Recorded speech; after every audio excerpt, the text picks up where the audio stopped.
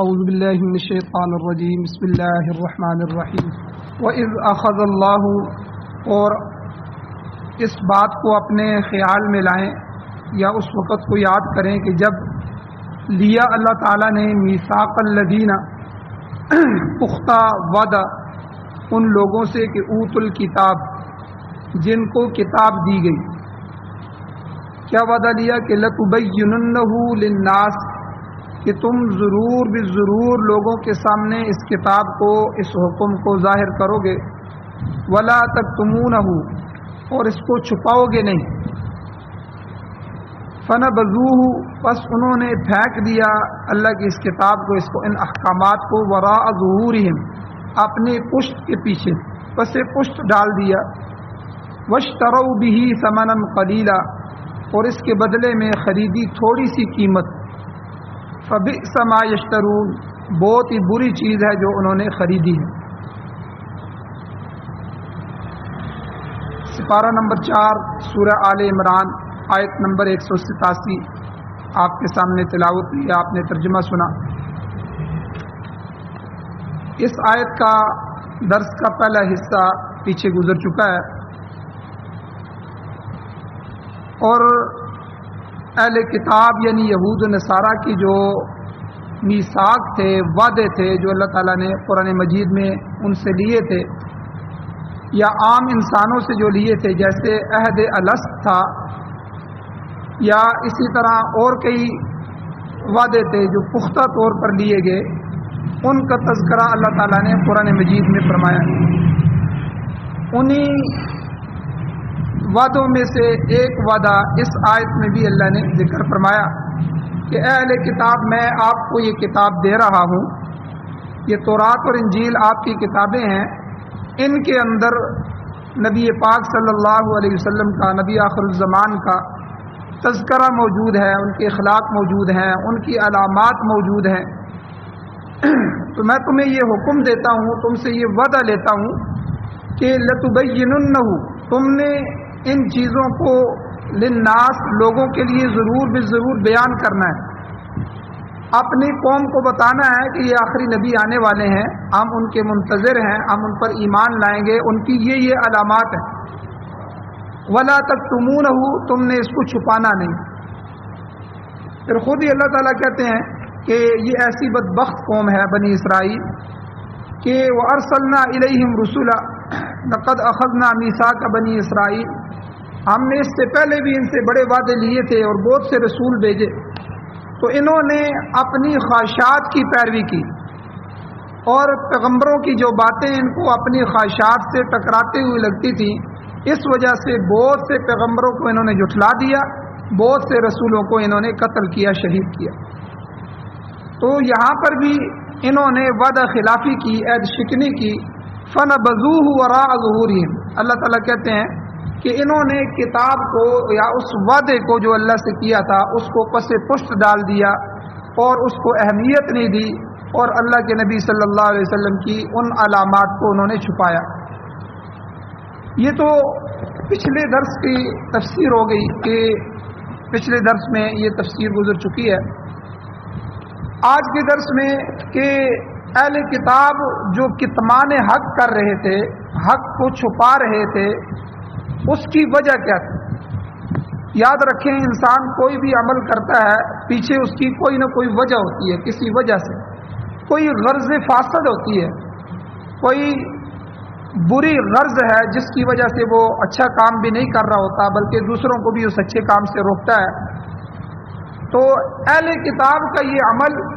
کہ انہوں نے اپنی کتاب کے ساتھ دھوکہ کیا، اپنے کتاب کے اندر تحریف کی، جہاں دل چاہا اس حکم کو باقی رکھا، جس حکم میں تبدیلی کرنی چاہیے اللہ کی کتاب کے اندر تبدل کر دیا، انہوں نے اپنی کتابوں کو بدل دیا، اپنے پیغمبروں کو شہید کیا۔ تو یہ سارے کام کرنے کی ایک غرض فاسد تھی، ایک بری وجہ تھی۔ وہ وجہ یہ تھی کہ یہ جو پیغمبر ہیں یہ ہماری خواہشات کے مطابق بات نہیں کرتے، اور قرآن پر ایمان نہ لانے کی وجہ بھی یہی تھی کہ اگر ہم قرآن پر ایمان لے آئیں گے، خاتم النبیین صلی اللہ علیہ وسلم کو رسول مان لیں گے، تو ہماری ساری چودراہٹ ختم ہو جائے گی. اور جیسا کہ پہلی آیتوں میں گزر چکا ہے کہ یہود کے اندر جو بیماری تھی، اصل بیماری وہ زر پرستی تھی، پیسے کو پوجنے والی قوم، اور اسی طرح سرمایہ داری تھی، تو جس کی وجہ سے وہ ساری برائیوں کا ارتکاب کرتے تھے، مرتکب ہوتے تھے. اب قرآن پر ایمان لانے کے بعد ان کے لیے دولت جمع نہیں ہو سکتی تھی، کیونکہ قرآن پاک تو حلال اور حرام کی تمیز سکھاتا ہے. وہ تو حلال کو الگ کرتا ہے، حرام کو الگ کر دیتا ہے، اور نہ وہ حرام ذرائع سے دولت جمع کرنے کی اسلام اجازت دیتا ہے، نہ اسے ناجائز امور پر خرچ کرنے کا حکم دیتا ہے. قرآن پاک تو برائیوں کو ختم کرنے کے لیے آیا ہے. قرآن تو صاف صاف کہتا ہے لا تأکلوا اموالکم بینکم بالباطل، ایک دوسرے کا مال باطل طریقے سے مت کھاؤ. اب سود باطل طریقہ ہے، رشوت باطل طریقہ ہے، حرام کاری باطل طریقہ ہے، جھوٹ بول کر، فریب دے کے، دھوکہ دے کے، ملاوٹ کر کے مال کمانا، ٹھیک ہے، جو ہے یہ سب باطل طریقے ہیں. قرآن مجید نے صاف طور پہ فرمایا کہ تم آپس میں مسلمان ہو، بھائی ہو، انسانیت ہے، تو اس لیے قرآن کا واضح حکم ہے لا تاکلوا اموالکم بینکم بالباطل، کہ تم باطل طریقے سے تو آپس میں لین دین نہ کرو، تجارت نہ کرو، مال نہ کماؤ، نہ کھاؤ. بلکہ قیامت کے جو پہلے 4 سوال ہوں گے قیامت والے دن، ان پہلے 4 سوالوں میں سے ایک سوال یہ بھی ہوگا کہ تم نے مال کہاں سے کمایا اور کہاں خرچ کیا. یعنی دونوں سوال، کمانے کا طریقہ بھی تمہارا صحیح ہو اور خرچ کرنے کا بھی صحیح ہو. یہ نہیں کہ تم نے جو ہے وہ حرام کمایا، حرام کمانے کے بعد اب حلال پر خرچ کرنا شروع کر دو. حرام مال سے زکوٰۃ نہیں ہوتی، حرام مال سے حج نہیں کیا جا سکتا، حرام مال سے عبادات نہیں ہوتی. اور اس کے مفہوم مخالف الٹا کہ اگر آپ نے حلال کمایا ہے اور کنجریوں پر لٹا رہے ہیں، شادیاں کر رہے ہیں، ان پہ جو ہے ناچ گانے والوں کو دے رہے ہیں، حلال کو حرام پہ خرچ کر رہے ہیں، تو اس کی بھی اجازت نہیں دی. تو کمانے کے ذرائع اور کمانے کا طریقہ بھی حلال ہو اور خرچ بھی حلال جگہ کیا جائے، نیک جگہ پر کیا جائے، ضروریات پر خرچ کیا جائے. عیاشی اور فحاشی اور زنا، ان پر اسلام نے قدغن لگا دی ہے، روک لگا دی ہے. اسی لیے قرآن پاک کا قانون ان لوگوں کو راست نہیں آتا. بلکہ جو ہمارے مسلمان ہیں ہمارے ملک میں اسلام کو نافذ کے نہیں ہونے دیتے. سب سے بڑی وجہ یہ ہے ان کو پتہ ہے کہ جس طرح ہم مال کما رہے ہیں، جس طرح جو ہے فراڈ کر رہے ہیں اور جس طرح جو ہے معاملات چلا رہے ہیں، اگر اسلام آ گیا تو پھر تو یہ سارے معاملات الٹ ہو جائیں گے. ہمارا یہ سودی نظام ختم ہو جائے گا، ہمارا یہ جو پیسے کمانے کے ڈھنگ اور طریقے ہیں یہ سارا کچھ ختم ہو جائے گا، پھر تو اسلام کی سنی جائے گی.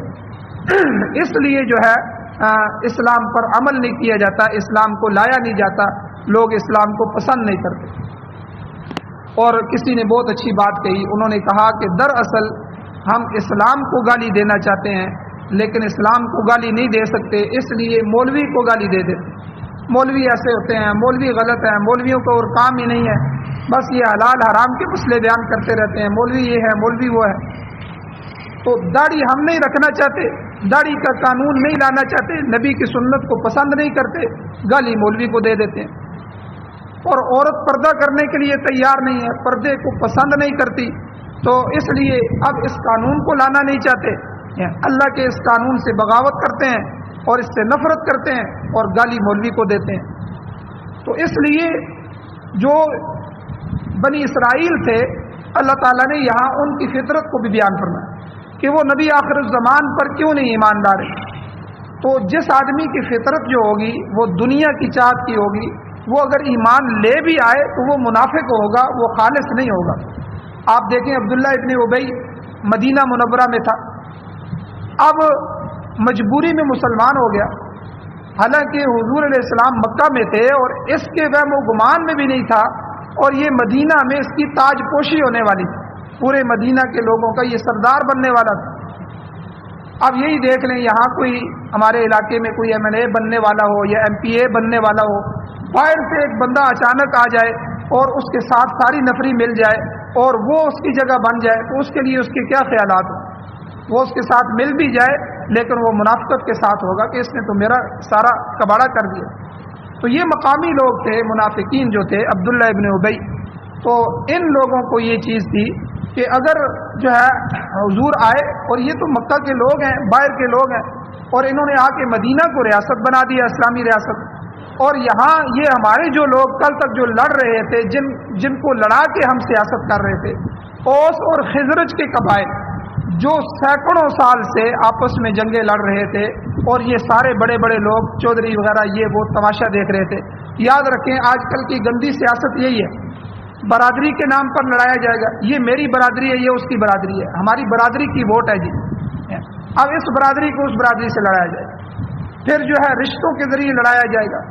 پھر اسی طرح صوبے کے ذریعے لڑایا جائے گا، یہ میرے صوبے والے نہیں ہیں، یہ تمہارے صوبے والے نہیں ہیں، پھر زبان کے ذریعے لڑایا جائے گا، یہ پشتون ہے، ہم پنجابی ہیں، ہم سندھی ہیں، یہ بلوچی ہے، بھائی وہ تو افغانیوں کا مسئلہ ہے، ہمیں اس سے کیا ہے، وہ کشمیری ہیں مر رہے ہیں تو ہمیں اس سے کیا ہے، یعنی قوموں پر کھڑا کیا جائے گا، لسانیت پیدا کی جائے گی، صوبائیت پیدا کی جائے گی، یہ ساری لڑائیاں کر کے وہ اپنا تماشا کر رہے ہیں، کوئی ایک آ رہا ہے باری لگا کے جا رہا ہے، دوسرا آ رہا ہے باری اور ہم بے وقوف ہیں اس وجہ سے آپس میں۔ حالانکہ حضور علیہ الصلوۃ والسلام نے جو آخری خطبہ دیا، خطبہ حجۃ الوداع، اس میں حضور نے کھری کری صاف صاف باتیں فرمائی، فرمایا آج کے بعد کسی کالے کو گورے پر، کسی گورے کو کالے پر، کسی عربی کو اجمی پر، کسی اجمی کو عربی پر کوئی فوقیت حاصل نہیں، آج وہی فوقیت والا ہے جو اللہ کے ہاں فوقیت والا ہے، جس نے مقام اللہ کے ہاں حاصل کیا، کیونکہ عرب جو تھے وہ عرب یہ پوری دنیا کو عجم کہتے تھے، یہ گنگے ہیں اور ہم ہی فصاحت والے ہیں، ہم ہی لسان والے ہیں، اس کا تکبر ان کے اندر موجود تھا۔ اللہ کے نبی صلی اللہ علیہ وسلم نے اس کا فیصلہ کر دیا کہ بھائی اللہ کے ہاں کوئی عربی یا اجمی، کوئی کالا گورا، کوئی فنا اور فنا، اس زبان والا اس زبان والا، اس خطے والا اس خطے والا، اس بر اعظم والا اس بر اعظم والا، اس اونچ نیچ والا یا اس اونچ نیچ والا، یہ کوئی حیثیت نہیں رکھتے۔ حضرت بلال دیکھیں کہاں سے چلے، باہر سے آئے، اور کوئی ان کا خاندان یہاں نہیں تھا، کوئی تعارف نہیں تھا، لیکن حضور علیہ الصلوۃ والسلام کے ایسے غلام بنے کہ اللہ تعالیٰ نے دنیا میں وہ مقام عطا فرمایا۔ آخرت میں جو ان صحابہ کے لیے مقام ہے وہ تو ہے ہی ہے، لیکن دنیا میں اللہ نے کیا مقام عطا فرمایا کہ جب حضور علیہ الصلوۃ والسلام معراج پر تشریف لے گئے، وہاں معراج کے لیے گئے، تو حضور علیہ الصلوۃ والسلام نے محسوس فرمایا کہ مجھ سے آگے آگے کوئی آدمی چل رہا ہے، قدموں کی آٹھ نظر آ رہی ہے، محسوس ہو رہی ہے، لیکن بندہ نظر نہیں آتا۔ تو حضرت جبرائیل امین جو میزبان تھے ان سے پوچھا کہ یہ کون ہے؟ فرمایا کہ یہ حضرت بلال ہیں جو مدینہ کی گلیوں میں چل رہے ہیں، اور ان کے قدموں کی آہٹ آپ کو جنت میں محسوس ہو رہی ہے۔ تو اللہ کے نبی صلی اللہ علیہ وسلم نے یہ نہیں کہا کہ میرا خاندان افضل ہے، دوسرے خاندان افضل نہیں۔ آج کل کے یہ جو شاہ ہے، سید ہیں، انہوں نے اپنے طرف سے لوگوں کو اپنی چرپائی پہ بھی بیٹھنے نہیں دیتے، تم ہماری حیثیت کے نہیں ہو، ایسا جو ہے چیز لوگوں کے دلوں میں۔ حضور علیہ الصلوۃ والسلام لوگوں کو سینوں سے لگاتے تھے، اپنے پاس بٹھاتے تھے، بلکہ کافر جو مہمان بن کے آتے تھے، آپ نے جو ہے حضور علیہ السلام نشست ان کے لیے چھوڑ دیتے تھے، ان کا بھی اکرام کرتے تھے۔ اور صحابہ کرام، بعض صحابہ ایسے تھے کہ ان کے لیے حضور اپنی چادر بچھا دیتے تھے، ساتھ بٹھاتے تھے، صحابہ کے پاس نیچے زمین میں ساتھ بیٹھتے تھے۔ تو یہ سارا کچھ جو ہے یہ ایک دنتر ہے جو دنیا میں چل رہا ہے۔ اسلام نے ان سب کو ختم کیا۔ اسلام میں کوئی امتیاز نہیں ہے، کوئی فرق نہیں ہے، ہر آدمی جو ہے اللہ کے ہاں اس کے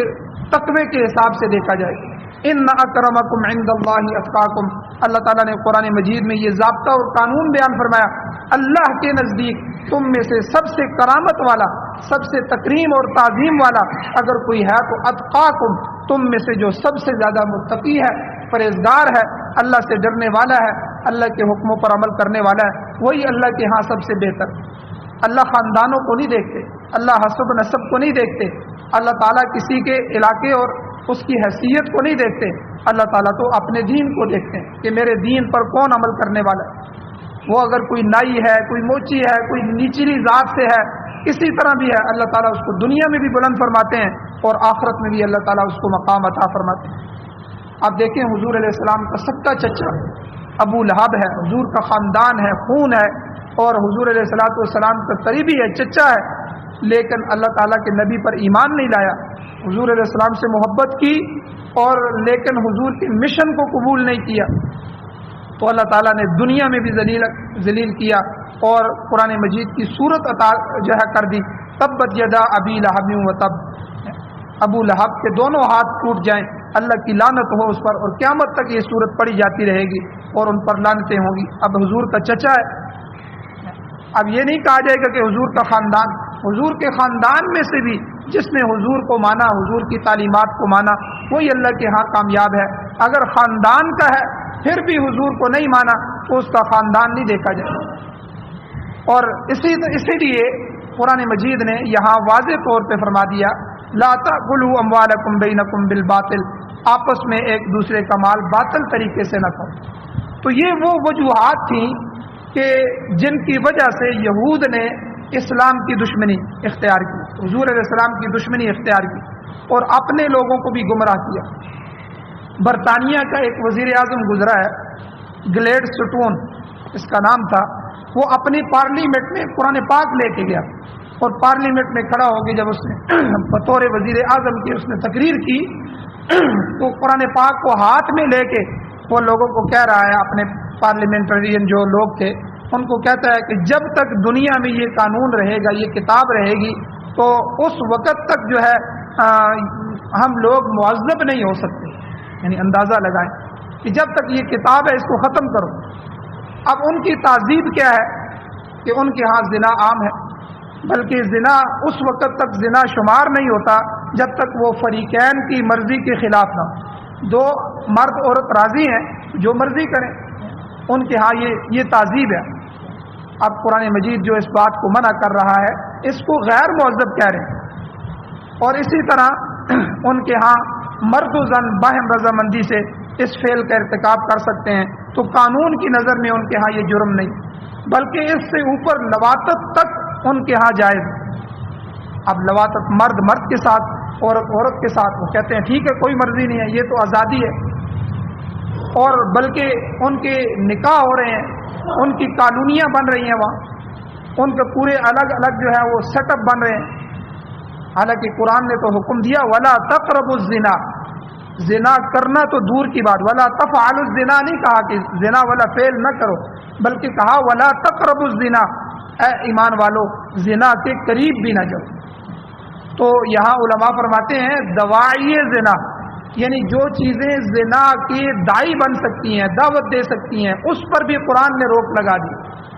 مثال کے طور پر غیر محرم کو دیکھنا، اب یہ دیکھنا ابتدا ہوگی کہ کسی چیز کو آنکھ دیکھتی ہے، اس کی خوبصورتی، اس کا نقشہ دل میں لے آتی ہے، اچھی کوٹھی، اچھی کار، اچھی عورت، اس لیے غیر محرم کا دیکھنا ایمان والوں کے لیے منع کر دیا۔ وہ عورتیں جو تمہاری محرم نہیں ہیں، محرم میں ماں آ جاتی ہے، بہن ہے، ان کو تو بندہ دیکھ سکتا ہے، کسی کی فطرتاً بھی جو ہے ان پر بری نظر نہیں پڑتی، یہ میری بہن ہے، یہ میری بیٹی ہے، یہ میری ماں ہے، اس لیے ان کو دیکھنا قرآن نے منع نہیں کیا، یہ آپ کے جو ہے محرم ہے، ٹھیک ہے۔ لیکن غیر محرم، تو اس لیے بھائی کی بیوی جو ہے بھابی، یہ غیر محرم ہے، مامی غیر محرم ہے، اسی طرح بہت سے اور رشتے ہیں جو غیر محرم ہیں، پھوپھی ذات، خالہ کی بیٹی جو ہے، اسی طرح چاچو کی بیٹیاں، یہ سارے غیر محرم ہیں۔ قرآن مجید نے کیونکہ اور اسی طرح غیر محرم عورت سے خلوت اختیار کرنے میں اللہ کے حبیب صلی اللہ علیہ وسلم نے کیا فرمایا؟ حضور نے فرمایا کہ جب دو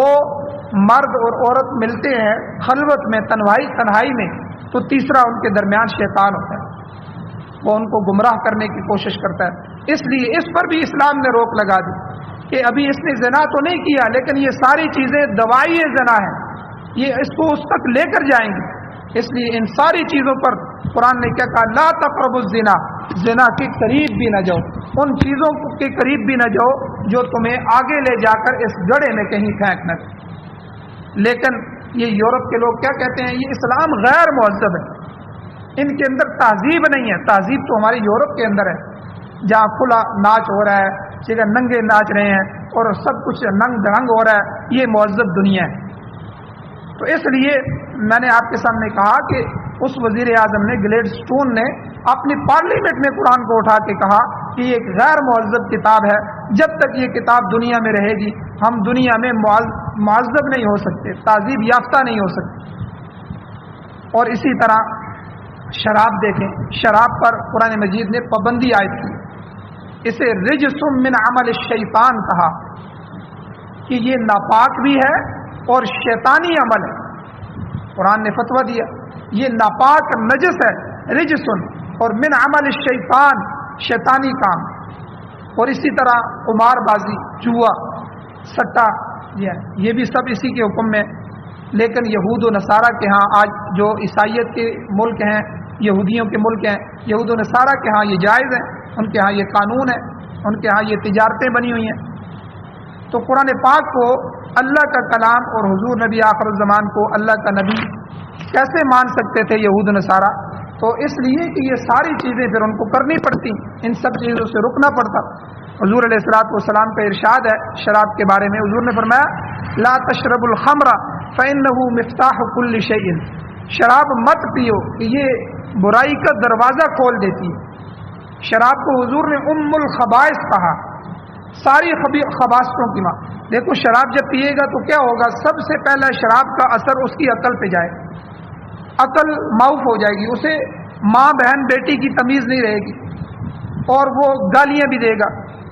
اب یہ ماں بہن بیٹی کی تمیز ختم ہونا یہ مستقل گناہ ہے، گالیاں بکنا یہ مستقل گناہ ہے، پھر جھگڑا کرے گا، کسی مسلمان سے جھگڑنا یہ مستقل گناہ ہے۔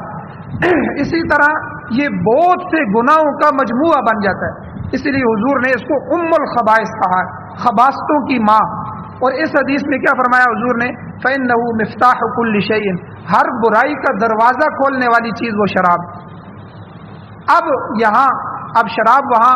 جو ہے یورپ کے اندر پانی کی طرح پی جاتی ہے، ہر بندہ پی رہا ہے، جس طرح ہمارے ہاں پیپسی پی جاتی ہے،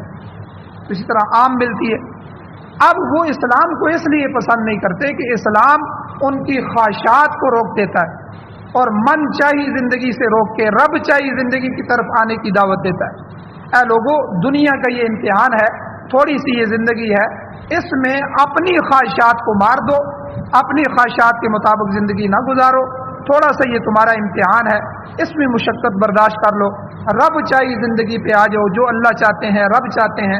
اس کے مطابق زندگی گزار لو، اور کل قیامت کے دن پھر ہمیشہ ہمیشہ کے لیے تمہاری کامیابی ہوگی، اور اللہ تعالیٰ جنتوں کے وعدے کر چکے ہیں، اللہ تعالیٰ تمہیں جنت عطا فرمائیں گے۔ لیکن یہود و نصارہ جو ہے وہ اس کے لیے تیار نہیں تھے، تو اہل کتاب اپنی منمانی جو غرض فاسد تھی اسی کی بنا پر اللہ کے قرآن اور اللہ کے نبی کے فرمان کو اپنانے کے لیے تیار نہیں تھے، ورنہ وہ خوب جانتے تھے، یہ بات اپنی جگہ جانتے تھے کہ یہ دونوں چیزیں برحق ہیں، اللہ کا قرآن بھی برحق ہے، نبی کا فرمان بھی برحق ہے، اور اس کی شہادت ان کی اپنی کتابوں میں موجود ہے، لیکن وہ اس کے باوجود اس کو چھپاتے تھے۔ تو اس آیت کے اندر اللہ تعالیٰ نے یہود و نصارہ سے یہ وعدہ لیا تھا کہ تم نے جو ہے وعدہ کرنا ہے، اور